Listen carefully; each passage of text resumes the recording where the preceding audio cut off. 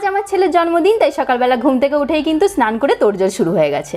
নানা মজা করছিলাম। আজ হচ্ছে আমার বাড়িতে কার্তিক পুজো, আর কার্তিককেও কিন্তু ছেলে হিসেবেই মানা হয়। একটা বাচ্চার অন্নপ্রাশনে যেমন সবকিছু দিতে হয়, তেমন কার্তিককেও কিন্তু বালিশ, বিছানা, খেলনা সবকিছু দিতে হয়। আর ওখানে কার্তিককে বসাবো, তাই প্রথমে একটু ওখানে আলপনা দিয়ে নেবো। আলপনাটা আগে থেকে না দিলে কিন্তু এক্ষুনি ঠাকুর মশাই এসে পুজো শুরু করবে, আর আলপনাটা না শুকলে এর উপরে কিন্তু জল টল ফেলে পুরো কাদা কাদা করে দেয়। আর এখানে আমি দেখো কার্তিকের এই বিছানাপত্র এগুলোকে সব পেতে দেবো ওখানে সাইড করে। যেমন এখানে মাদু, কাঁথা, বালিশ, তারপর স্লেট, পেন্সিল, ব্যাট, বল, আয়না, চিরুনি সবকিছুই কিন্তু সাইডটাই রেখে দেবো। আমার কিন্তু এটা নিয়ে 4 বছর হয়ে গেল কার্তিক পুজো।